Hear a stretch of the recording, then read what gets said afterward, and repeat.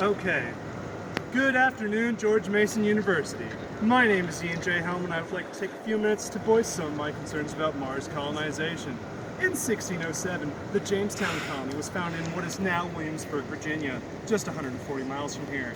The colony was backed by a company, the Virginia Company. Investors put their money into the expedition in hopes of turning profit. However, it seemed this would be far from the case. Around 1610, a drought struck Virginia, leaving the colonists famished. The people of Jamestown had no choice but to seek out assistance from nearby Native Americans.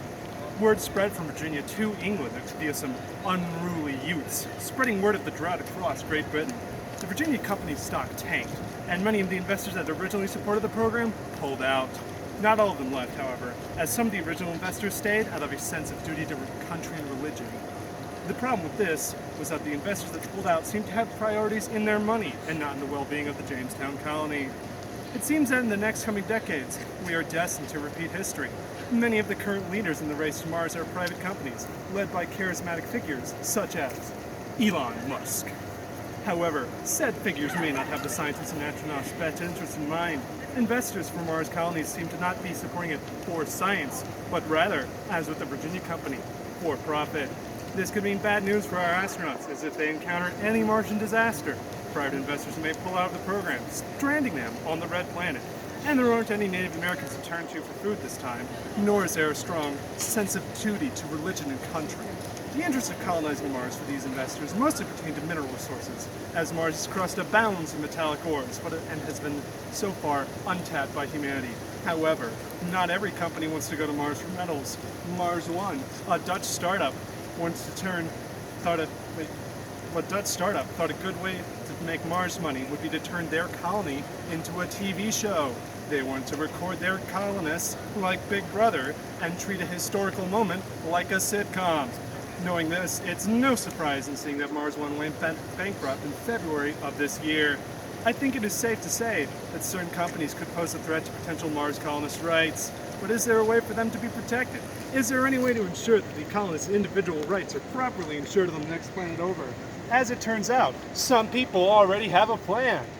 Dr. Robert Cowley, a professor at the King's College of London, published an article in the journal Theology and Science in mid-2019.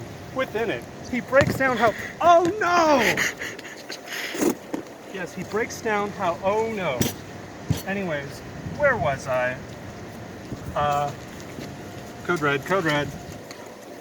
Alright, it's too windy now. It's fallen over. Let's go. New rights that can be used elsewhere in the solar system. Cowley's new rights go as follows. The right to return to one's home country on Earth. The right to mandate one's real and reproductive autonomy, the right for people born in space to obtain citizenship on Earth, preferably in their parents' home countries, and the right for access to breathable air.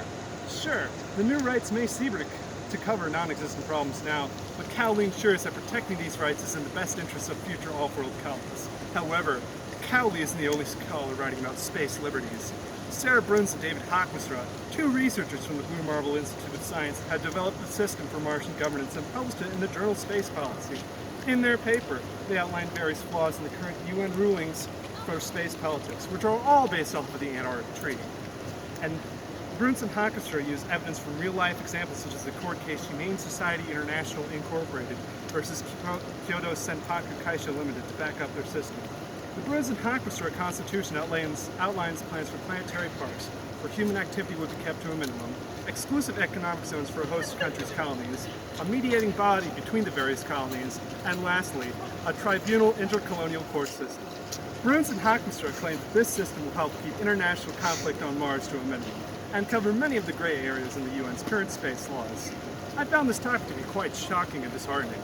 It seems that despite many people's interest in colonizing Mars, only a handful of them have designed surefire ways to do so that will protect colonist rights. That will protect colonist rights and ensures the safety of those who choose to sign up. Sure, it may be 50 years away, but it's 50 years away. Very much within your children's lifetimes. More attention needs to be brought to the ethics of interplanetary colonization. After my research, I believe that more people should get behind the cause of ensuring human rights in space. After all, the first colonists on Mars could be your children or grandchildren, and I certainly hope you would want to have their rights as people enforced and protected. Once again, I am ENGH Helm, an undergraduate student at George Mason University, and I thank you for your time today.